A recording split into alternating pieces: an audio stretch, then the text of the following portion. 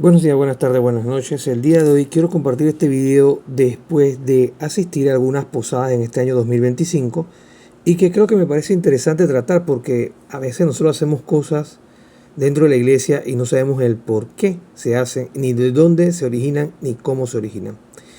Y para esto vengo a traerles un tema interesante que me pareció interesante a mí, quise compartir con ustedes la investigación y se trata de el origen, la historia, fundamentos bíblicos, desde la tradición, desde el magisterio, de lo que serían las posadas. Estas actividades que hemos visto que se han hecho y se hacen en varias partes del mundo, en muchas parroquias a nivel local, con o sin sacerdote y demás, vamos a estar conversando en este video, que de repente puede que se parta en dos, pero vamos a comenzar con esta primera parte. Dice acá: ¿qué son las posadas? Vamos a utilizar una definición tanto teológica como pastoral. Dice: las posadas son una devoción popular católica de carácter preparatorio a la Navidad, cuyo fin es hacer memoria viva y catequética del peregrinar de la Santísima Virgen María y de San José desde Nazaret hasta Belén, buscando posada para el nacimiento del Mesías. Hay una observación importante que es aquí: las posadas no son un rito litúrgico, sino una práctica de piedad popular, subordinada a la liturgia. Y esto es importante: las posadas son una práctica de piedad popular, y como práctica de piedad popular están sometidas, o sea, subordinadas a lo que es la liturgia. O sea que, ¿qué prevalece? ¿La posada o la liturgia? ¿Qué prevalece? ¿La Eucaristía o la posada? Entonces tenemos que tener en cuenta esto. Siempre va a prevalecer la liturgia. Aquí se nos recomienda leer un documento. Este documento que se nos recomienda leer es el Sacrosanctum Concilium numeral 13, el cual les voy a compartir a continuación. En este documento Sacrosanctum Concilium, en el capítulo 1, Principios Generales para la Reforma y Fomento de la Sagrada Liturgia, vamos a entrar en el subcapítulo, digámoslo así, no sé cuál sería el mejor término para decirlo. Dice: la naturaleza de la Sagrada Liturgia y su importancia en la vida de la Iglesia. Ahí vamos a llegar hasta el numeral 13 específicamente, que dice lo siguiente: se recomienda las prácticas piadosas aprobadas. Dice acá: se recomienda encarecidamente los ejercicios piadosos del pueblo cristiano, con tal que sean conformes a las leyes y a las normas de la Iglesia, en particular si se hacen por mandato de la Santa Sede Apostólica. Gozan también de una dignidad especial las prácticas religiosas de las iglesias particulares, que se celebran por mandato de los obispos, a tenor de las costumbres o de los libros legítimamente aprobados. Ahora bien, es preciso que estos mismos ejercicios se organicen teniendo en cuenta los tiempos litúrgicos, de modo que vayan de acuerdo con la Sagrada Liturgia. En cierto modo derivan de ella y ella conduce al pueblo, ya que la liturgia, por su naturaleza, está muy por encima de ellos. En pocas palabras, reafirma lo que habíamos dicho. Este tipo de actividades como las posadas están subordinadas al tiempo litúrgico que se está viviendo, que en este caso es el Adviento, por eso se hacen dentro del Adviento. También están acompañando lo que se vive, que es esa preparación, en ese caminar, en ese peregrinar, para preparar nuestro corazón y nuestras mejores disposición a recibir a nuestro Señor Jesucristo. Todo esto hace que la posada sea algo de piedad popular legítimamente aprobado. Pero eso lo vamos a ver más adelante. Eso tiene su momento de aprobación y todo esto. Eso lo vamos a ver más adelante. Pero les traigo este documento que me pareció curioso compartirles este numeral. Y este es una constitución de Sacrosanctum Concilium sobre la Sagrada Liturgia. Básicamente el documento lleva por título completo este. Continuamos. Fundamento bíblico. Texto bíblico central de lo que da el fundamento bíblico, en este caso, al tema de las posadas que vivimos actualmente, digo actualmente porque más adelante vamos a ver su origen, es del Evangelio de Lucas, capítulo 2, versículo del 1 al 7. Se los voy a compartir, dice: en aquellos días se promulgó un edicto de César Augusto para que se empadronara a todo el mundo. Este primer empadronamiento se hizo cuando Quirino era gobernador de Siria. Todos iban a inscribirse, cada uno a su ciudad.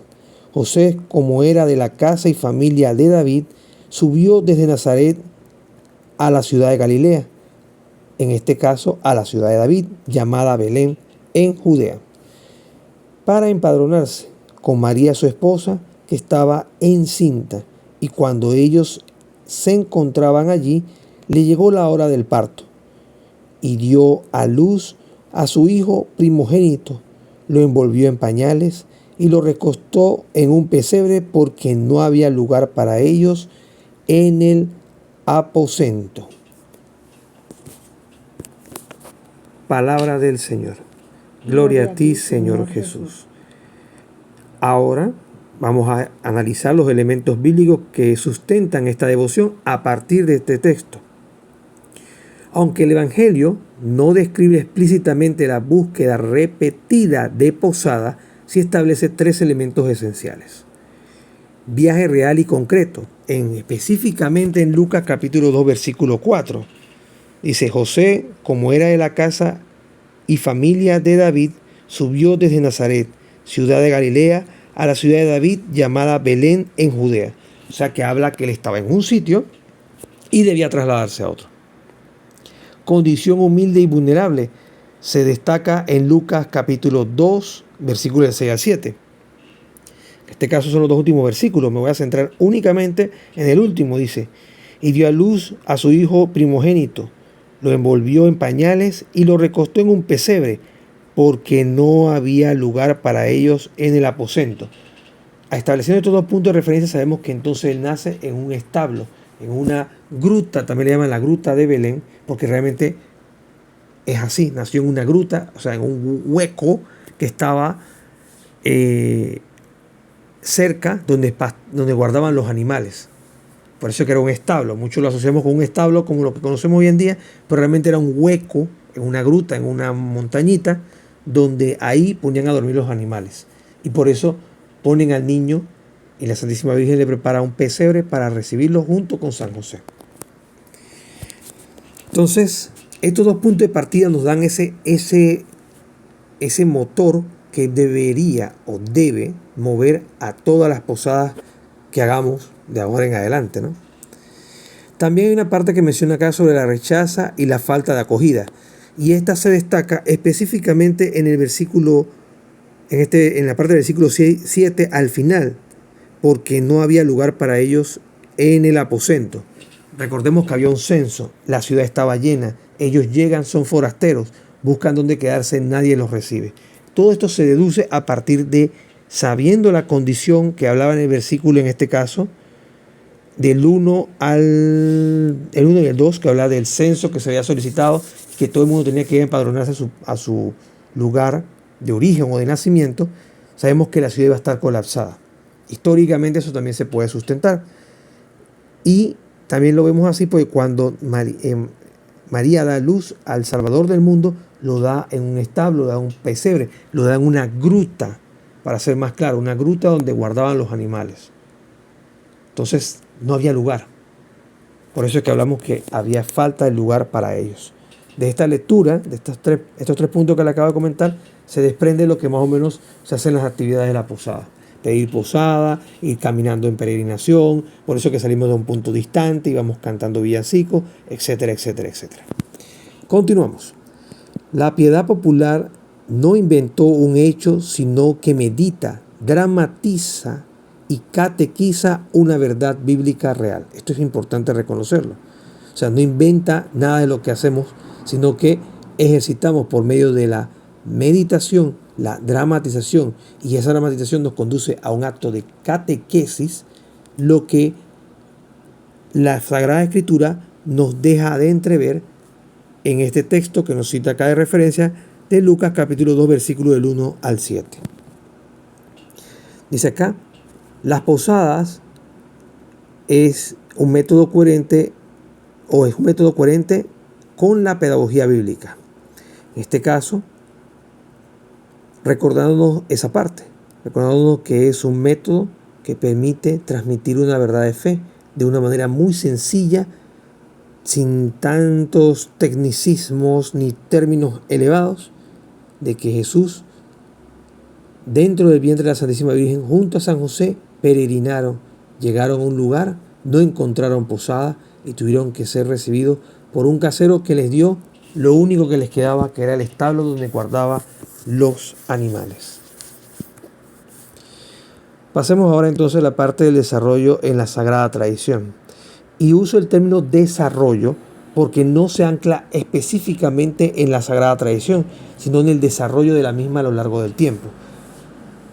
En este caso, de la interpretación de lo que conocemos como la Sagrada Tradición, a la luz de la Sagrada Tradición.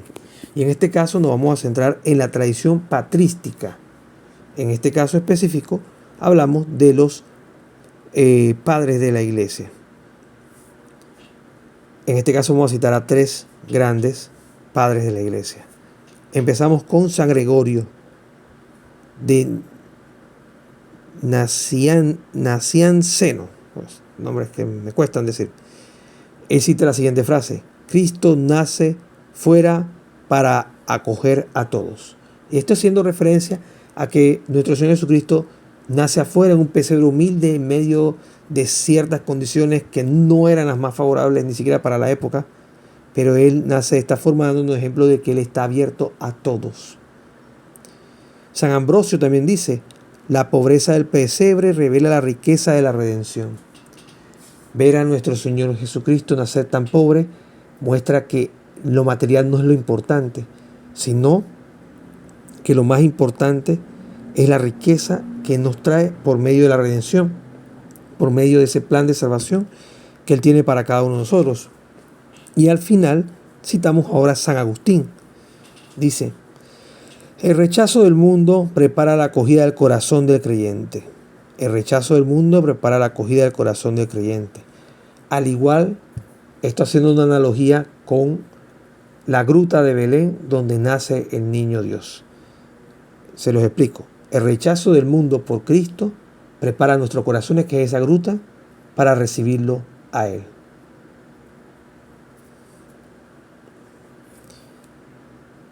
Este punto de la tradición termina diciendo: aquí nace el sentido espiritual que luego será expresado en forma popular.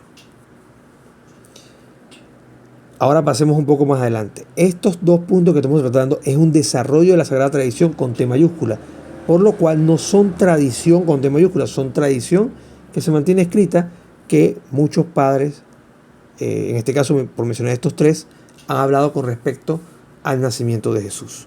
Ahora pasemos a avanzar un poquito más adelante en la historia y hablemos de la tradición medieval y franciscana. Principalmente estos fueron grandes impulsores de este tipo de actividades, de las posadas y de todo esto. Ya se darán cuenta por qué les digo esto. Empezamos hablando de un coloso, San Francisco de Asís, año 1226. Este fue el que introdujo la representación viva del nacimiento en Grecio en el año de 1223 específicamente, y establece la pedagogía de la fe a través de lo visible y participativo. En este caso, que las personas fueran parte activa como nacimientos vivientes de la dramatización de este proceso, este caminar, de Jesús pedir posada, llegar al nacimiento, dar a luz, que llegaran los pastorcitos, después los Reyes Magos. Esto que nosotros conocemos hoy en día, que hacemos en nuestros hogares con los nacimientos, San Francisco de Asís lo vio y lo hizo. Los primeros nacimientos eran vivientes, eran personas que actuaban esto. Muchos eran frailes, otros eran personas feligreses que iban a las parroquias de los monasterios de los frailes y participaban de esto. Ya vemos cómo se va preconfigurando poco a poco este tema a partir de los ecos de los padres, en este caso de los padres de la Iglesia. Hablamos anteriormente como un San Agustín, un San Ambrosio o un San Gregorio. San Francisco se hace eco de esto y sale a la luz con esta tradición, ¿no?, que hoy en día nos trae los nacimientos de nuestras casas. Dice, las posadas son heredadas directamente de este espíritu de hacerlas vivas. Aquí uso otra palabra que es como medio enredada, pero quiero usar esta palabra que suena un poquito mejor. Hacerlas vidas, hacer nacimientos vivientes. Origen histórico concreto de las posadas. Esto es muy importante, prestemos atención. Lugar y contexto. Nueva España, así se le conocía a México, donde apareció nuestra Santísima Virgen María bajo la advocación de la Virgen de Guadalupe. Aquí se da otro nacimiento, otro movimiento, y de aquí surgen las posadas. Dice, estamos hablando del siglo XVI, año 1587. La autoridad eclesiástica en ese momento, Fray Diego de Soray, agustino, no un franciscano en este caso, bajo la aprobación papal del Papa Sixto V, mediante la bula que concede las misas de aguinaldo entre el 16 y el 24 de diciembre. ¿Cuál era el objetivo de estas misas de aguinaldo? Las misas de aguinaldo que se hacían era de carácter catequético. Tomaban lo que los franciscanos ya habían cultivado en el año 1200 en adelante, hasta esos días, y se aprovechaban para hacer dramatizaciones. Después de cada Santa Misa se hacía una dramatización, o antes de cada Santa Misa se hacía una dramatización del nacimiento de Jesús. ¿Para qué? Para mostrarles a los indígenas y evangelizarlos. Esto nace como una herramienta. Ya vamos viendo cómo se va vinculando esto que San Francisco de Asís había formulado con la liturgia. Ojo, no se integra, se va alineando con la liturgia. Dato importante de esto de la bula papal que comenté hace un rato. Vamos a buscarla por acá si la tengo. Sí la tengo. Los datos interesantes que les quiero compartir son estos. Detalles sobre el documento. Este documento de la bula fue otorgada por el Papa Pío V a finales del siglo XVI. Y en esta consistía en lo siguiente. Fecha de emisión el 5 de agosto de 1586. Algunas fuentes citan que fue en el 1587. Y ustedes me dirán, ¿qué tiene eso de relevante? Tiene relevante porque ya tenemos una fecha de cuando se fija para su implementación en la Iglesia Universal con respecto a las misas de aguinaldo, que es lo que le mencionaba, donde se hacían las representaciones de nacimiento de Jesús y este peregrinar y este pedir posada, pero de forma dramatizada. Ya vamos viendo cómo se va preconfigurando todo esto y se va vinculando con la liturgia, tal como leía el documento Sacrosanctum Concilium que compartimos al inicio. Dice acá, el solicitante fue Fray Diego de Soria, fraile agustino, prior del convento de San Agustín de Acolman, en México. El contenido de esta bula en particular, el Papa autorizó la celebración de 9 misas solemnes del 16 al 24 de diciembre, la novena de Navidad. Estas misas, y miren esta condición, y aquí yo soy testigo, hay parroquias en el mundo que todavía la celebran bajo esta configuración. Escuchen cómo se llaman las misas de aguinaldo. La novena de Navidad también se llama. Estas misas debían celebrarse de madrugada, al aire libre o en los atrios de las iglesias para facilitar la evangelización a los indígenas. Hay muchas parroquias que transmiten su misa, la misa de aguinaldo, desde el 16 hasta el 24 de diciembre, 5:30 de la mañana a 6:30 de la mañana. Eso es como un dato curioso. Pongo un ejemplo aquí para que sepan y puedan buscar. Actualmente, en esta Navidad de diciembre, la misa de aguinaldo la ha estado celebrando el Padre Willy en la parroquia de Santa Bernardita. La página, la cuenta aquí en YouTube es santabernardita.tv. Lo pueden buscar. santabernardita.tv. Dice privilegios. Esta bula concede indulgencia plenaria a los fieles que asistan a estas misas, las cuales incluyen elementos festivos como, escuchen esto interesante, villancicos, luces y bengalas, lo que dio origen a las actuales posadas. Porque como eso era un elemento extra litúrgico, al ponerle villancicos, a ponerle música, luces, bengalas, todo esto se fue como no era necesario hacerlo directamente con la Santa Liturgia, pero sí se hacía en el marco del tiempo, al mismo tiempo se fueron llevando a los pueblos más distantes para que se usara como herramienta de catequesis. ¿Ya? Esto es interesante conocerlo, por eso les quería compartir esta parte del documento de la bula. Y la bula se conoce como bula de misas de aguinaldo. Son documentos que emite el Papa, que se lo solicita un obispo, y eso después la Iglesia Universal lo ve como bueno, dependiendo de los frutos que se den a partir de esa bula, y lo universaliza a todos. ¿Okay? Continuamos. Síntesis teológica final. No, esta parte no iba acá, todavía no hemos llegado hasta allá abajo. Vamos a ver. Buscar aquí el documento por donde iba yo. Aquí estamos.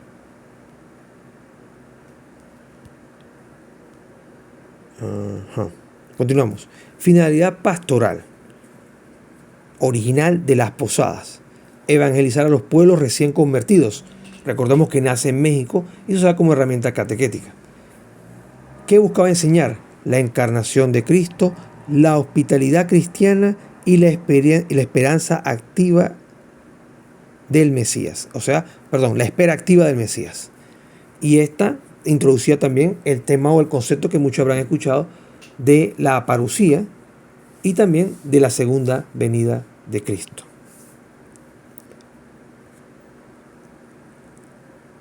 Relación con el magisterio de la Iglesia. Aquí sí les voy a invitar a que lean algunos numerales de estos, son bastante interesantes. De estos dos solamente les voy a leer uno aquí en el video. Hablamos del numeral del Catecismo de la Iglesia Católica, numeral 525 y numeral 526, donde se habla de la pobreza del nacimiento de Cristo.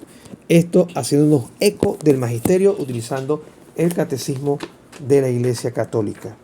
Vamos a buscarlo acá rápidamente. 525 y 526. Vamos a ver. Si tienen una computadora o un teléfono, pueden buscarlos también allí en internet. Dice: Misterio de Navidad. Jesús nació en la humildad de un establo, de una familia pobre. Unos sencillos pastores son los primeros testigos del acontecimiento. En esta pobreza se manifiesta la gloria del cielo. La Iglesia no se cansa de cantar la gloria de esta noche. Cita acá: hoy la Virgen da luz al trascendente y la tierra ofrece una cueva al inaccesible.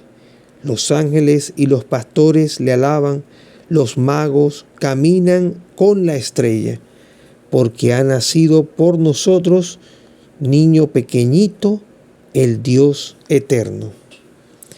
Esto es tomado de un manuscrito de San Romano Melodó, dice acá, numeral 10. Dice acá: hacerte niño con relación a Dios es la condición para entrar en el reino. Nos invita a confrontar Mateo capítulo 18, versículo del 3 al 4, dice el Catecismo. Para eso es necesario abajarse. Nos invita a confrontar nuevamente Mateo capítulo 23, versículo 12. Hacerse pequeño, más todavía es necesario nacer de lo alto. Cita Juan capítulo 3, versículo 7. Nacer de Dios, Juan capítulo 1, versículo 13. Y hacerse hijo de Dios, Juan capítulo 1, versículo 12. El misterio de Navidad se realiza en nosotros cuando Cristo toma forma en nosotros. Nos invita a confrontar Gálatas capítulo 4, versículo 19. Navidad es el misterio de este admirable intercambio. Oh admirable intercambio, el creador del género humano tomando cuerpo y alma, nace de la Virgen y hecho hombre sin concurso de varón, nos da parte en su divinidad. Liturgia de las horas, solemnidad de la Santísima Virgen María, Madre de Dios. Antífona 1 y 2 de las vísperas. Hay otro conjunto de numerales que nos invita a leer, que les invito a leer para que lo tengan ahí, con respecto a la legitimidad de la piedad popular. Hablamos de los numerales 1674 y 1676 del Catecismo de la Iglesia Católica. En este caso, de 1674 al 1676. En estos numerales vamos a encontrar específicamente lo que habla el Catecismo de la Iglesia Católica, la voz del Magisterio con respecto a la legitimidad de la piedad popular. Dice, esos numerales no los voy a tratar en este video, solamente los trataré los que ya les comenté. La Iglesia aprueba y valora esta expresión cuando conduce a la fe verdadera. Y cito yo aquí de mi parte, de mi propia cosecha, digámoslo así, lo que dice San Ignacio de Loyola, el tanto cuanto algo me acerque a Dios, lo acepto y lo tomo. En tanto cuanto algo me aleje de Dios, debo rechazarlo y evitarlo. Como otro punto importante quiero destacar, y ya lo he mencionado varias veces durante este video, es sobre el dicasterio sobre la piedad popular. Este dicasterio emitió un documento en el 2001. Es el dicasterio, o también se le conoce como Directorio sobre la Piedad Popular. Este documento clave habla específicamente sobre la expresión de la piedad popular prolongada en la vida litúrgica que conduce al misterio de Cristo.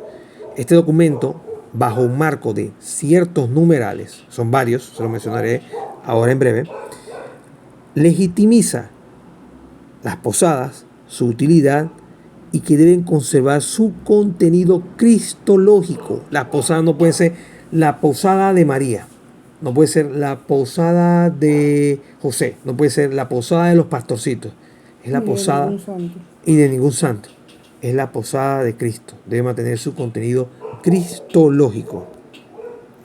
En este caso, solamente para agregarles acá, en este documento de Dicasterio de la Piedad Popular del año 2001, habla principal Piedad Popular y Liturgia del 2001. Esta información la vamos a encontrar en los numerales 97, 98, 102, 103 y 104. Para que lo tengan ahí en cuenta y lo pueden buscar en internet y leerlo con calma. Estos serían los documentos que soportarían lo que es y regulan también esta manifestación de la piedad popular. En este caso hablamos específicamente del tema de lo que es las posadas como tal. Continuamos entonces con el video. Dice acá, estructura teológica de las posadas. Lectura, en este caso una lectura práctica. Cada posada enseña o debe enseñar lo siguiente. El elemento, caminar. Muchas posadas arrancan en un lugar, llegan a pedir posada en varias casas, en una casa, en dos casas, en tres casas, en cuatro casas. Ese elemento de caminar significa teológicamente, debe abocarnos a la iglesia peregrina a la cual pertenecemos todos. Pedir posada es un gesto de humildad y de fe, esperando humildemente pedir posada a través de este canto de pedir posada que hacemos en las posadas. Debe reflejar esta parte de la humildad y la fe. La fe en que el Señor proveerá, pero sin que con nuestro, voy a usar la palabra con nuestro auxilio, pero no es tanto como nuestro auxilio, sino más bien con nuestro pequeño aporte. O sea, nosotros hacer el gesto y dejar que la providencia de Dios actúe, sin perder la fe. El rechazo, el misterio del pecado, ese rechazo que podemos recibir nosotros nos puede conducir, en pocas palabras y en resumen, a caer en pecado, a perder la fe, a perder la esperanza, incluso hasta perder la caridad. El rechazo es un tema que, como se hace en las prácticas de las posadas, uno llega a una casa, pide posada, lo rechazan, va a otra y pide posada, lo rechazan, así hasta llegar a una que le digan pasen adelante y todo esto. Bueno, la dinámica esa, el rechazo, ese rechazo que debe mantener nosotros nuestras esperanzas y evitar que nosotros se apague esa fe. Eso es lo que representa en este caso el rechazo. Y aquí habla del misterio del pecado, porque el rechazo puede hacer que la fe se apague en nosotros y por ende, si se apaga la fe, caemos en pecado. O si se disminuye o se aminora o casi se apaga, podemos debilitar a tal punto de que quedemos cayendo en este tema del pecado. Luego dice la acogida final, conversión del corazón. Esto me recuerda al pasaje del hijo pródigo. Cuando el hijo pródigo se reconoce como pecador, que es rechazado por el mundo, que él dio todos sus bienes, dio toda su energía y el mundo después lo escupe, solamente el Padre viene y lo recoge nuevamente y lo acepta. Esa acogida final, esa conversión del corazón. Las oraciones que hacemos durante las posadas, preparación al nacimiento, todas las canciones, todas las oraciones, todas las lecturas, todo lo que rodea a ese momento, que no es litúrgico, pero sí un momento de compartir la palabra de Dios, nos debe abocar a prepararnos al nacimiento de Cristo. Y por último, el convivio, lo que regularmente se da antes, durante y después de la posada. Antes, cuando estamos esperando para iniciar, que la gente se saluda, llega, mira, este fulano, este mengano, quién es José, quién es María. Bueno, esa es parte del convivio. Durante, cuando vamos caminando, peregrinando y cantando villancicos y haciendo el gesto de pedir posada, ¿no? Y el convivio posterior ya cuando hay un pequeño compartir, una hermandad, una fraternidad, un ágape también se le llama por algunos, de ese pequeño brindar algún detalle, algún gesto, alguna comidita. Eso es representativo de la comunión de la iglesia, la comunión que todos estamos llamados, esa comunión como esa iglesia peregrina. Al final, les invito a complementar todo lo que hemos hablado con el texto de Apocalipsis capítulo 3, versículo 20. Este texto, que aquí tengo unas líneas apuntadas que dice, estoy a la puerta y llamo. Ese es el texto que dice que el que abre, yo entraré a su casa y cenaré con él. Cristo siempre está a nuestra puerta y las posadas son un mecanismo que la iglesia pone dentro de la piedad popular, usando la piedad popular para que se abran las puertas de no solo de nuestras casas recibir a las personas, sino de nuestro corazón a una conversión sincera. Por último, bueno, ya casi por finalizar, sí, ya casi finalizando, quiero darles algunos detalles que encontré con respecto al discernimiento pastoral y unas advertencias necesarias que se hacen, en este caso, para llevar a una buena práctica de una posada. Dice, las posadas pierden su valor cuando se vacían de oración. Simplemente nos volvemos unos caminantes que cantamos y no hay oración en algún momento. Como a veces pasa que uno pide en posada, se canta en la posada, entran y comen y ya se acabó. Ahí comienza a perder el valor la posada. Se reduce, la posada a otro punto, se reduce a una fiesta social. Simplemente como un parking, como llamamos aquí en Panamá, que es un convivio, o como una fiesta de cumpleaños, digámoslo así, pero se reduce solamente a eso, a un compartir entre los vecinos y ya, sacando al que realmente importa. Por eso es que anteriormente, al inicio del video, o en la mitad más o menos, les conversé que las posadas tienen que ser cristocéntricas, no es para un convivio social. Y por último, se introducen excesos contrarios a la moral cristiana. Por ejemplo, traigo una música para cantar un villancico que no va conforme a lo que la iglesia enseña. En este caso, un villancico todo adulterado o adulcorado, como los que hay hoy en día de la nueva era. Eso conduce a introducir excesos. ¿Qué otro exceso podría ser? Podría ser excesos, hacer la posada extremadamente llamativa, que la gente se centre en las personas que van a la posada y no realmente en el mensaje catequético que debe haber de fondo en la posada. O cuando se van vestidos, en vez de representar a María y a José, se haga de Santo Claus. Ajá, exacto. Otro detalle interesante sería ese, que la posada esté acompañada de cosas que no son propiamente cristianas. Por ejemplo, adoptando medidas como Santo Claus o el Grinch, por ejemplo, que ahora está muy popular en estas últimas Navidades. Todo eso va en contra. O sea, no va a haber un Grinch disfrazado, ni un cascanueces, ni qué sé yo, ni un Frosty caminando en la posada, sino que debe representar tal cual lo que hemos comentado anteriormente. El último texto que les compartiré es 1 Corintios capítulo 10, versículo 31. Todo lo que hagan, háganlo para la gloria de Dios. Como conclusión de todo este video, les comparto lo siguiente. La posada tiene fundamento bíblico, ya lo vimos. ¿Se desarrolla legítimamente en la tradición? Sí, y muchos, como los padres de la iglesia y santos como San Francisco de Asís y otros papas, dieron forma a lo que hoy tenemos como lo que denominamos posada. Y entra dentro y es regulada por el Dicasterio para la Piedad Popular y la Liturgia, cuyo video con respecto al mismo pueden encontrarlo aquí en el canal de YouTube del Camino 24 PTY, que tengo algunos videos con respecto a los temas de los dicasterios ya avanzados. Y por último, antes del último punto de la conclusión, cuenta con respaldo magisterial, ya sabemos por qué, y son una catequesis viva de la encarnación. O sea, es una catequesis viva, vivencial, dramatizada. Entre más dramaticemos ese evento con respecto a esta lectura que les compartía de Lucas capítulo 2, versículo 1 al 7, más nos vamos a pegar a lo que la iglesia busca que vivamos en una posada. Bien celebrada, prepara el corazón para recibir a Cristo, no solo en la Navidad, sino en la vida diaria. Bien, eso sería todo por este video. Pensé que iba a ser varias partes, pero ya veo que no.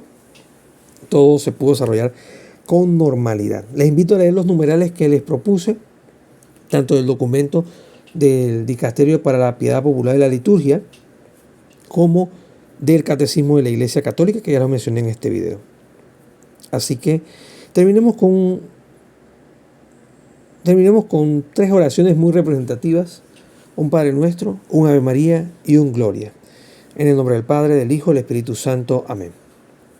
Padre nuestro que estás en el cielo, santificado sea tu nombre. Venga a nosotros tu reino, hágase tu voluntad, así en la tierra como en el cielo. Danos hoy nuestro pan de cada día, perdona nuestras ofensas, como también nosotros perdonamos a los que nos ofenden. No nos dejes caer en tentación y líbranos del mal. Amén. Dios te salve María, llena eres de gracia, el Señor es contigo. Bendita tú eres entre todas las mujeres y bendito es el fruto de tu vientre Jesús. Santa María, Madre de Dios, ruega por nosotros pecadores, ahora y en la hora de nuestra muerte. Amén.